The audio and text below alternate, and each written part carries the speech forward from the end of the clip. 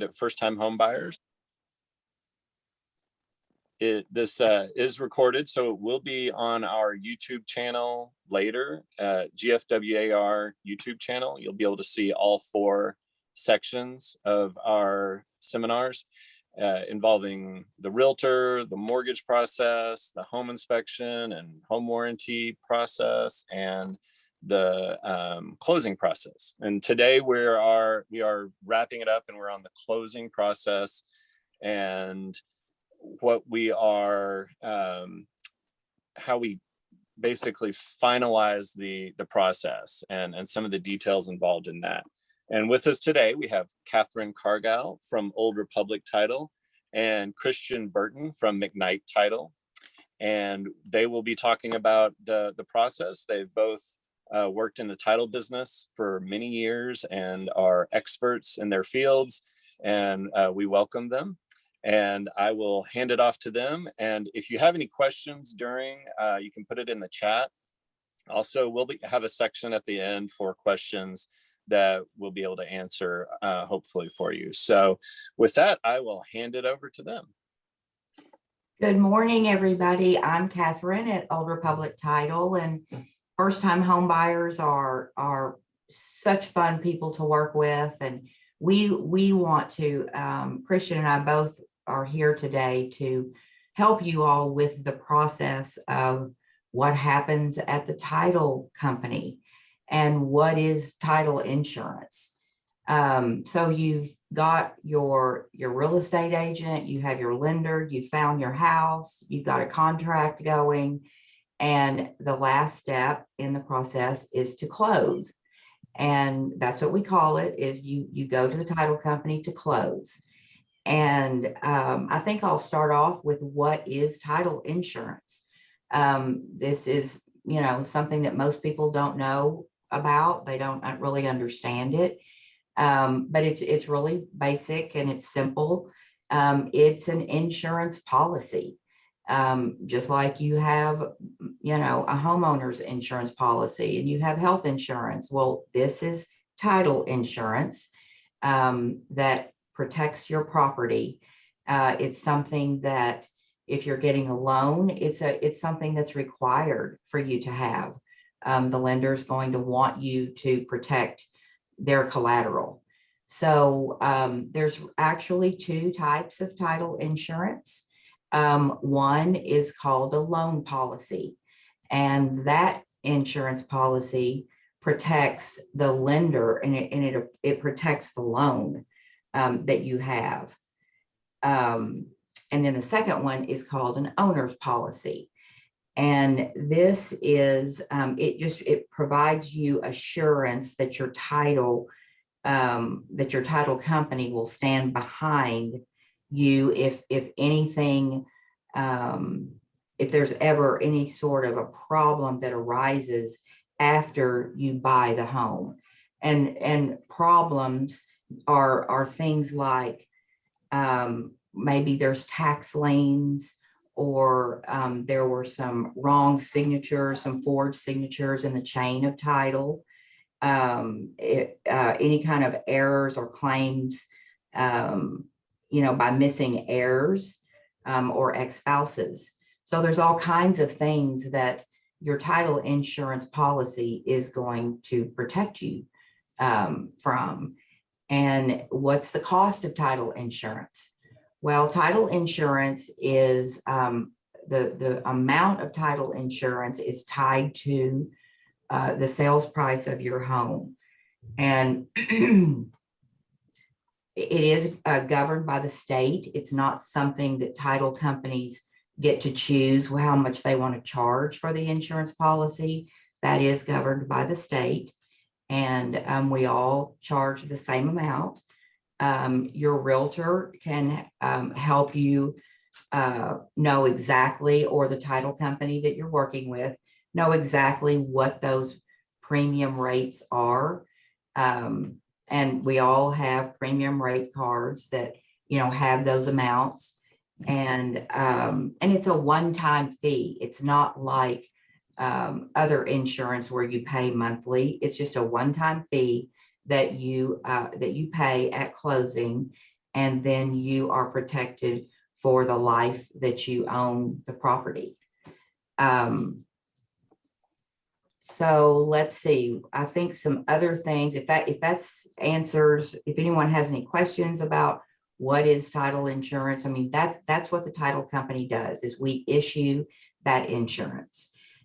We also are the holder of all the money that is transferred back and forth. We hold your earnest money. We hold the option money that you pay. And we also transfer all the money whenever you are giving us your funds when you purchase the home, or you're wiring the money from us. We handle all of that. And your home is actually not closed until it is funded. So I think Christian was going to talk a little bit about funding and maybe some HOAs or deed restrictions, that kind of thing that might come up on the title policy. So Christian, you want to jump in on that? Sure. Okay, so we're going to talk about HOAs for just a minute. And HOAs are kind of things that you're going to learn about when you are with your realtor, looking at houses, looking at properties. Some neighborhoods have an HOA. And for those of you that don't know what that stands for, it stands for Home Owner Association. And so basically what it does is it wants to protect the neighborhood and protect the integrity of the homes and the neighborhood so that your property values stay where they're supposed to be, so they don't go down.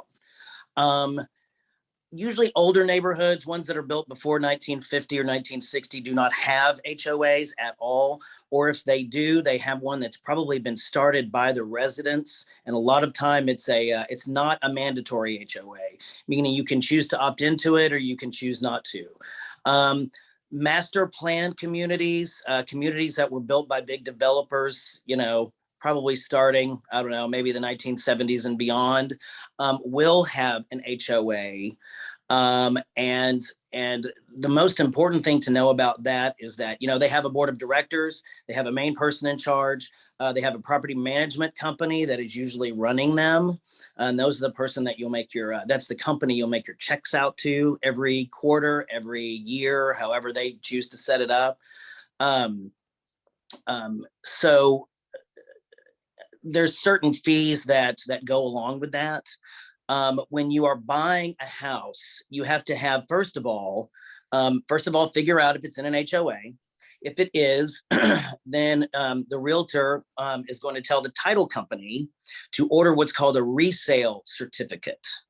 And basically what a resale certificate is it's kind of a statement of account of the HOA that on the seller side, like the seller's kind of account of the HOA, like, are their dues up to date?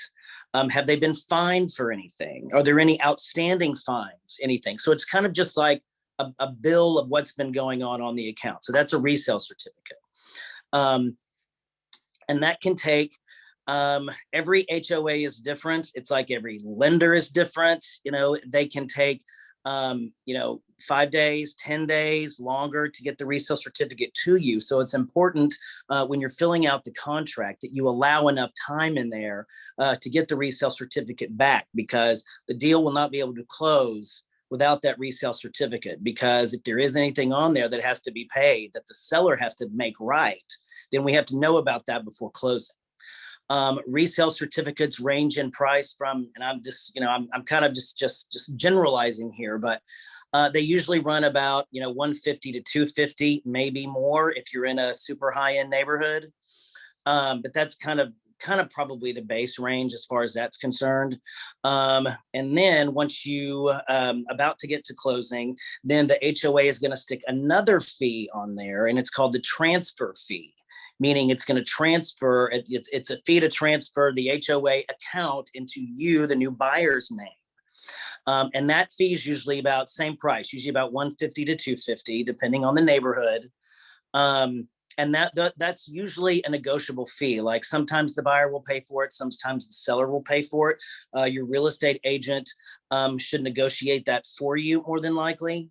And then there are always some other fees that can be in there. Like if you're buying a condo, they will have common area, they can have a common area fee parking fees, all kinds of different assessments that they could charge you. So it's important to know about all of that before you get to closing, because a lot of those fees the buyer will be responsible for. And then, of course, you want to know what the assessment is going to be every year, because there will be a charge every year for keeping up the neighborhood, meaning keeping up any common area grounds, sidewalks, parkways. All of those common areas have to be mowed, have to be kept up. And the residents are the ones who pay for that. Like the HOA where my house is charges twice a year. We get charged in January, and then we get charged in July. And so that's how we pay for our HOA. Some do it once a year. So you pay one big amount at the end of the year or the beginning of the year. And then some do it every quarter. So they all kind of do it differently, which obviously you will get all of that information before you get to closing. So you know kind of what you're in for. And believe it or not, HOAs have a considerable amount of power. If you do not pay your HOA assessments, then they can start foreclosure proceedings on your house, which is amazing, I know.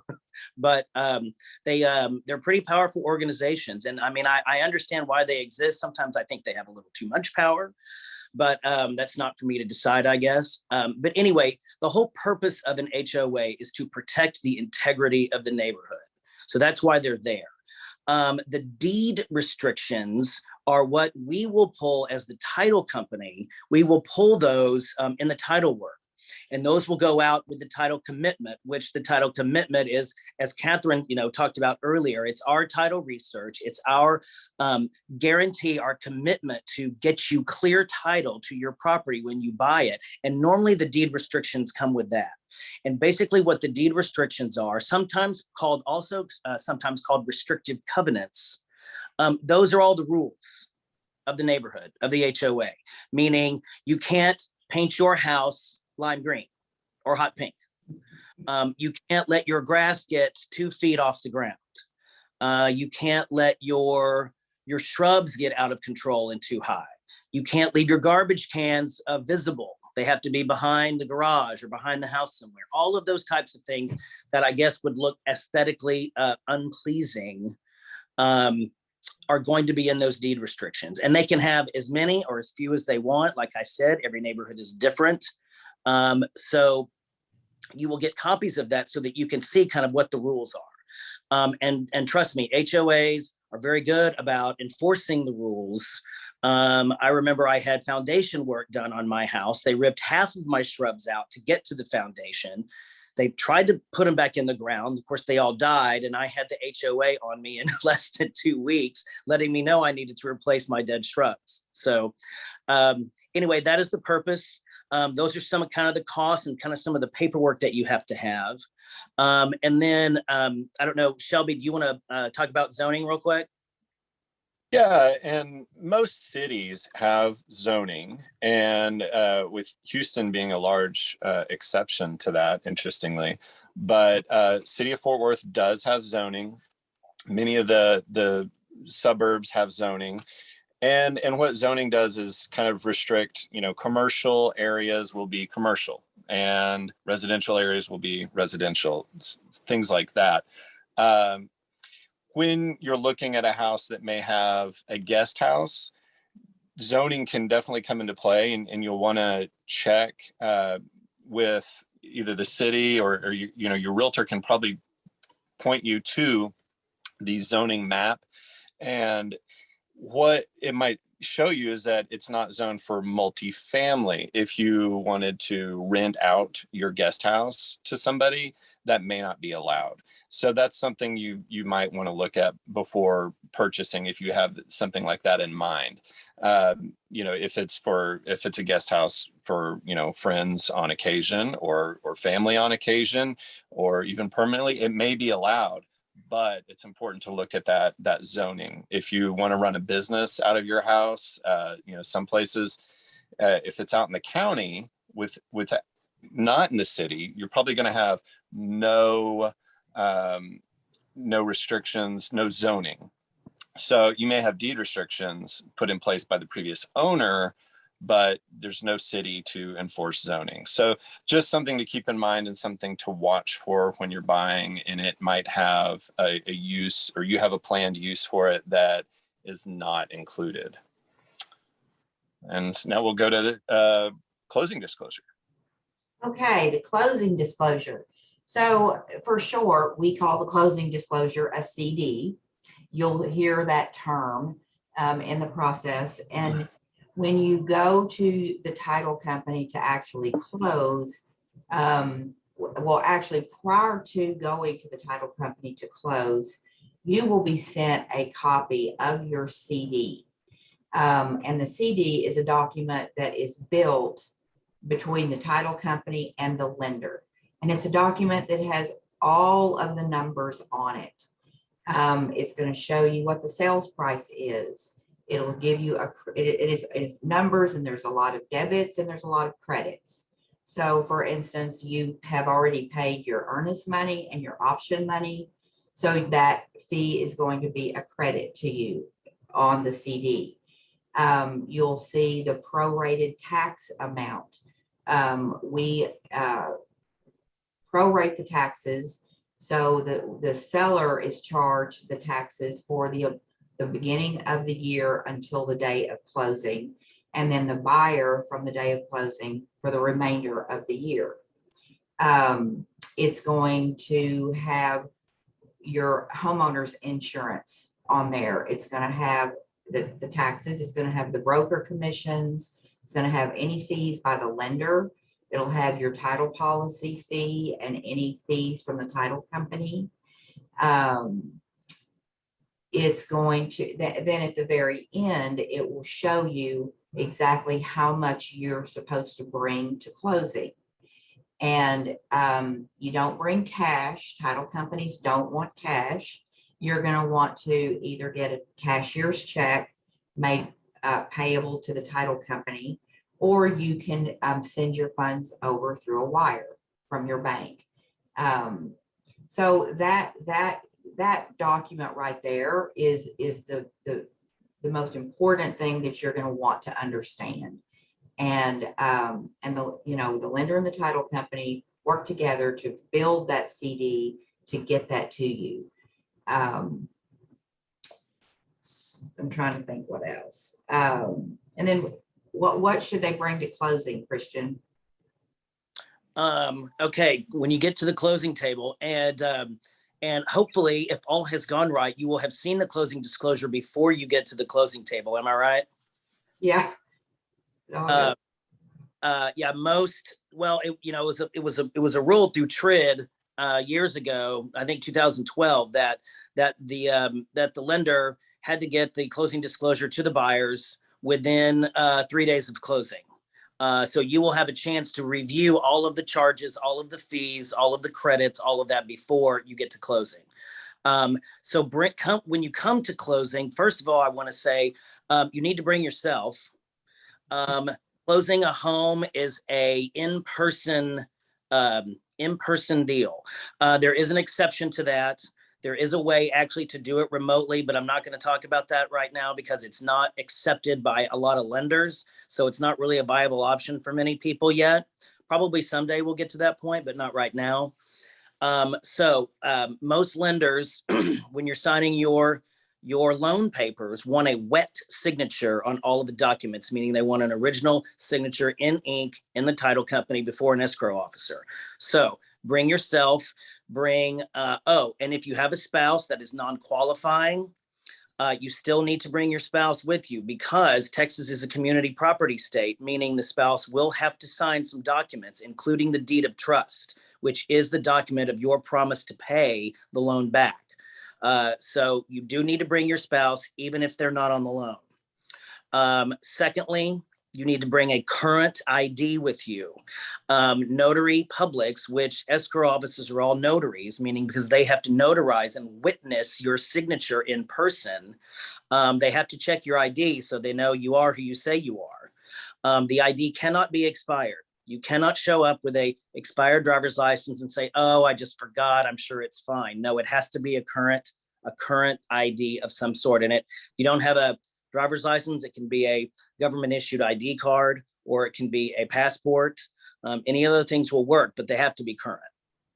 And then, as Catherine touched on, with the if you are bringing money to closing, meaning you're the buyer, you're putting a down payment down of, you know, $20,000 or whatever, you need to show up with a cashier's check for that amount, or a wire, or you can wire it to the title company, you know, the day before, a couple days before, right, even right after closing's okay. If you happen to be bringing $1,500 or less to closing, then a cashier's check is not necessary. For $1,500 or less, you can write a personal check for that amount. But if it's $1 over that, you need to go to the bank and get a cashier's check. And so I guess those are probably the three things that are most important, that you must bring to closing. If I'm leaving something out, somebody please jump in.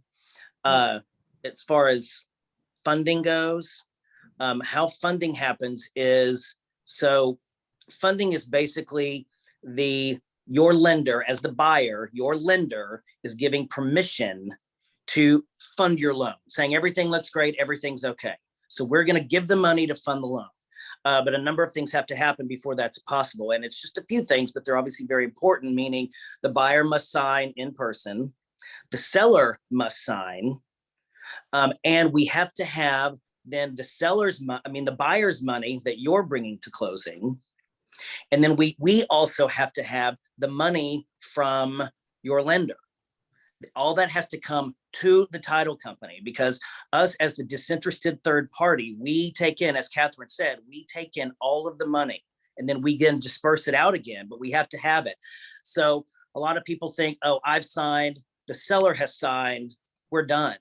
No, we have to have all the money in. And then what we do at that point is, then once we have the seller's signatures, the buyer's signatures on all the documents that they're supposed to sign, then we take those documents and then we email them back to the lender and say, and basically we're saying, here's the evidence that everybody has signed the documents and they've signed them correctly. Everything's been notarized. It's supposed to be notarized.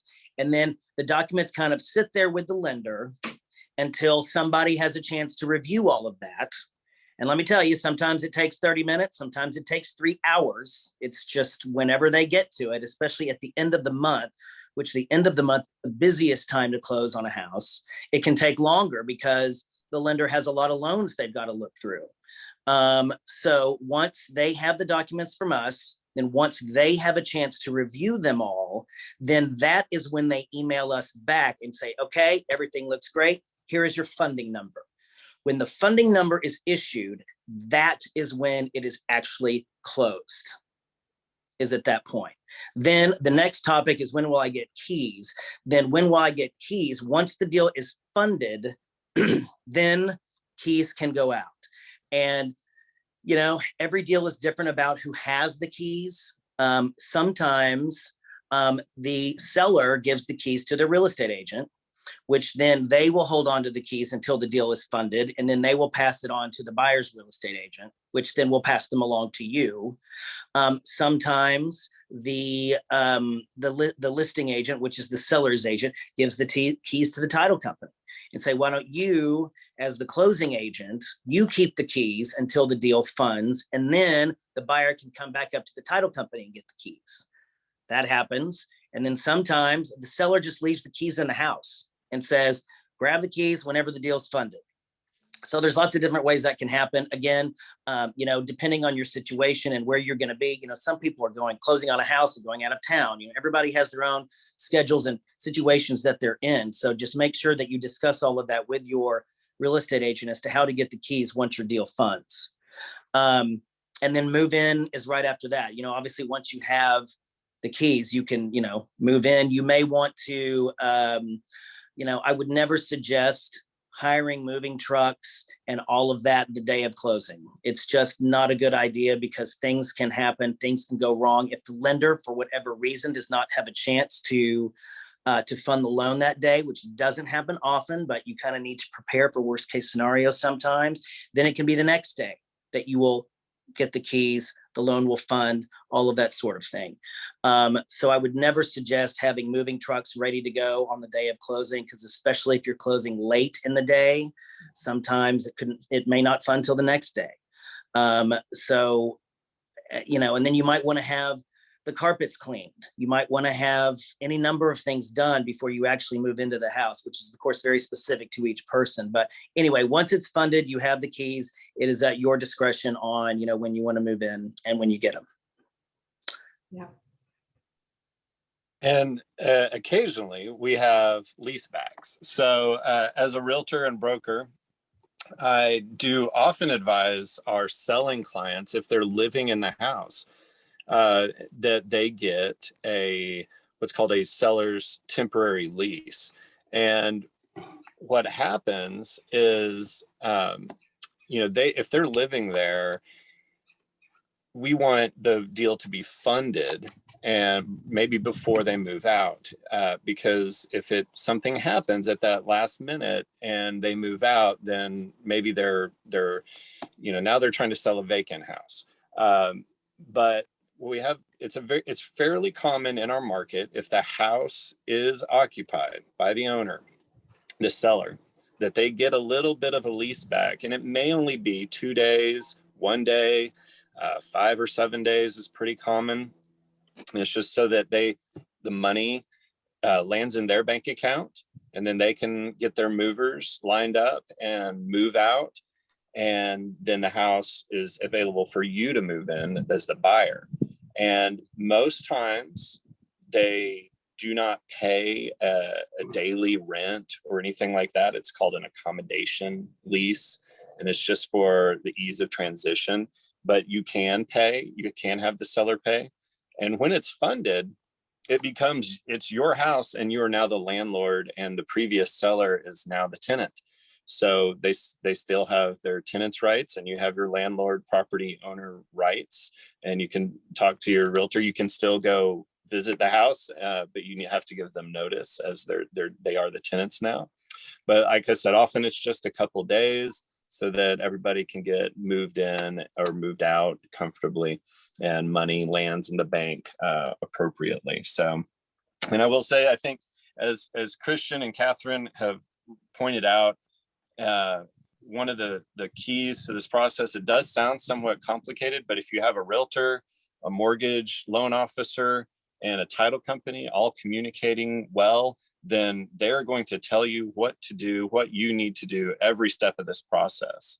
And so it's going to be fairly simple for you, because you will have these people on your side talking to you throughout the process and helping you navigate it. And that's what we're here for. And Matt Brasino with Texas Title has also joined us and has answered a question in chat. If any of you guys have questions to ask any of us, please, you can unmute or raise your hand. And I see Raphael has a question. HOAs are readily subject to change fees amount at the associate's board discretion. I wasn't sure if you spoke on it, but I believe HOAs, and y'all can speak to us too, but it is voted on by the board, and that board consists of owners in the HOA. So it does have to be voted on. Now, as I'm not sure how frequently they can change fees. What I've heard, like changing the yearly, quarterly, or monthly fee, however, is of course something. But what I think most people are afraid of with HOAs is when the board votes a special assessment. A special meaning, oh, we think we need to replace this retaining wall behind the neighborhood because it's falling down. So we're going to do either 1 time, 2 time, 3 times special assessments on everybody. And you really just have to pay it. I mean, I don't think that you can fight it or anything like that. And it can be, a couple $1,000 per homeowner. Yeah. So I know that if there's something going on in the neighborhood, that my neighborhood has a pool, and it has a swing, it has a jungle gym, it has a park. And when they wanted to replace all of that equipment because it was, 20 years old. We were all issued a special assessment to pay for the new jungle gym and pool maintenance and all that sort of thing. So yes, you're right. That is very, very possible to happen. Yeah, and what you see a lot, when you go further out and like Parker County, where I live, you'll see subdivisions that have an HOA, and if they're gated, they're usually responsible for their own road maintenance, and that can become a very expensive thing if that road was put in and it wasn't put in well, especially like the asphalt roads. Those need to be re-topped, and that can be a very big assessment. So that's one of the important things about looking at the HOA and the reserves. Do they have any reserves? If they don't, you're probably going to get hit with an assessment in the future. Will you live there long enough for it to affect you? You may not. And with condos, you can sometimes get that too, where you have, maybe if it has a siding, the condos have siding that needs to be replaced or painted. Then sometimes that can happen too, where there's a special assessment for the owners that all of a sudden you have to pony up. So, yeah. Shelby, I have one question. Yep. So I've been here for weeks, and I was wondering like an overall cost assessment of of all the things we went over, maybe because I know some of them were like contingent on the mortgage amount and all that, but right. So Catherine pointed out that the title fees are basically set by the state. If y'all want to talk about like a percentage there, realtor fees, we talked about a little bit before, most times, but not all the time, the seller is paying the listing agent a percentage of the sale, and that listing agent pays a buyer's agent to find a buyer. But you can also, sometimes the buyer will be paying their own agent out of their pocket, and that's just and it's negotiated. Whereas title fees are not as much negotiated. If y'all want to speak to that. Yeah, again, the title policy amount is regulated by the state. Like, I'll give you an example. On a $200,000 house, the title policy amount is $1,359. So, and that's on a sliding scale. The more, the more the policy amount is, the more the basic premium is going to be. That's something that, when you're looking, you've found your house and you're talking about your loan, the lender's going to give you some basic lender fees, and they oftentimes tie in, so the title company fees too. And so we call it a prelim CD, and you have a pretty good idea, of what those fees are going to be before it'll be pretty close before you get to the closing table. And that's what's important, is we don't want anybody to have surprises. We want to be transparent on everything like that, especially for everybody, but especially for first-time home buyers, because they haven't done it before. But it just takes a village, and the village is here to support you and to help you. And it's not like you're going to have to go figure things out on your own. You're going to have a lot of people that will have the knowledge, in every leg of the transaction. So it's important to have a good real estate agent that's helping you through this process, and the same with lender and title. But they're the ones that are going to hold your hand through the process and get you to your goal. So I hope that answers your question. Yeah, and just to chime in again, if it's a more expensive house, the taxes are probably going to be higher, so you're going to have to pay more of that prorated share up front. Your insurance will be more expensive for the more expensive house. So, and that's one of the things you need to really talk about with your mortgage lender, you know, not only just like what you qualify for, but how's that monthly payment going to be in your date, you know, monthly, you know, you look at your paycheck, how much are you going to have left? Because often your what you qualify for and what you're comfortable with are two different things. Yeah. Well, and then I don't know, I used to hear a rule of thumb. It was very, very broad, and it was very, very, I mean, not super accurate, but kind of gave you a roundabout number. Like what they say, what was like if you want to figure your closing costs as a buyer, it's what, like 5 to 8% of the sales price. Yep. How about About 8. Yeah. So if if you're buying $100,000 house, you can expect to pay somewhere around between 5 and 8 grand in closing costs, because you have to pay, you know, there's lender fees, there's title fees, there's prepaids, which you have to pay taxes and insurance. You have to pay those a year up front, all of those sort of things. So I would say guesstimate, between 5 and 8% of the sales price in closing costs. And then, of course, if you want to get really specific, I'm sure Catherine does at Old Republic. I know we do at McKnight. If you go to our website, we have an estimated closing cost program where you can put in your specific information and get a little bit closer to that, get a close to that number, you know, kind of the comfort thing. Yeah, and all, you know, this is being recorded. It'll be up on YouTube, and all our other sessions are as well. I'm so glad everybody could join us. And you know, Christian and Catherine's info will be on the email that Amanda sends out for everybody who is registered for this. So if you have some more questions, contact them, and feel free to reach out to all of us. Yeah. Any more questions? Oh, do we always have to pay closing costs? Yeah, I'll let the title company answer that. Well, really the basic answer to that is yes.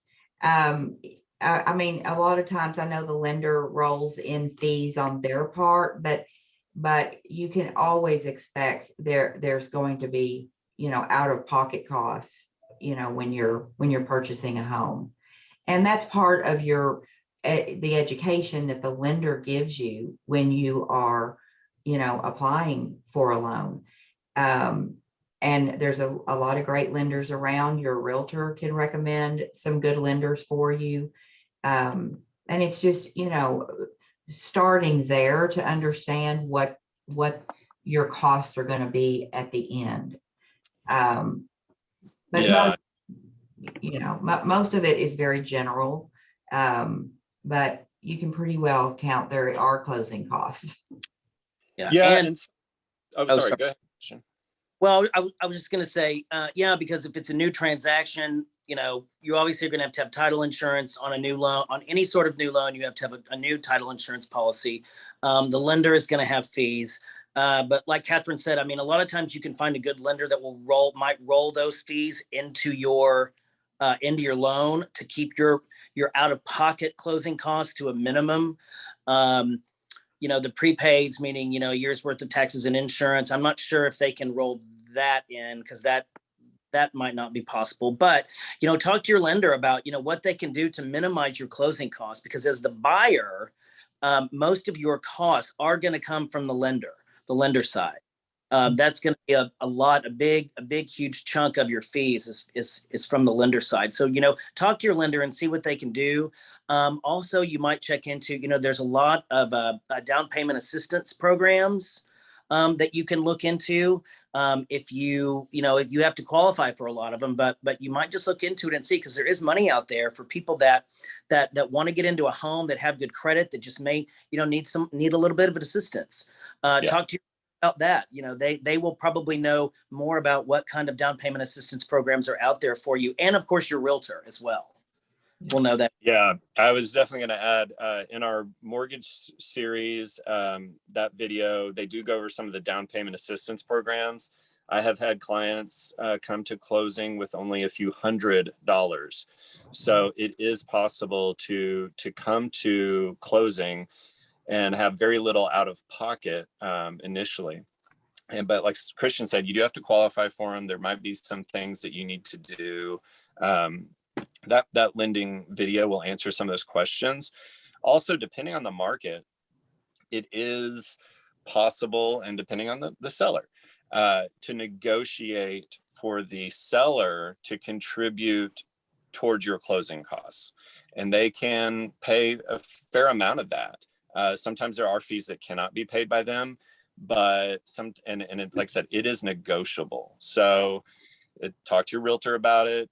It might depend on the house. It might depend on the seller. It depends on the market in general.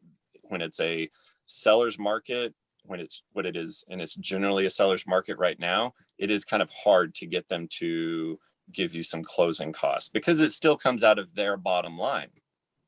How much that are they going to make or not make on selling this house? If they're giving, you $2,000 or $3,000 towards closing costs, it just comes out of what they're going to receive at the end. So it's like, you may as well take off money off their sales price. So it's negotiable. All those things are negotiable, and it will depend on the individual. So, but it's a possibility. It's just something you don't want to get your hopes set on for them paying it. Any other questions? You're very welcome, and I appreciate you guys, everybody's attendance. Like I said, it will be up on YouTube soon, and if you don't have any questions, then we will hopefully have some more of these informational sessions in the future. Yeah. Thank you for joining us. Yes, Yeah. thank you. All right, we'll see you guys later. Bye.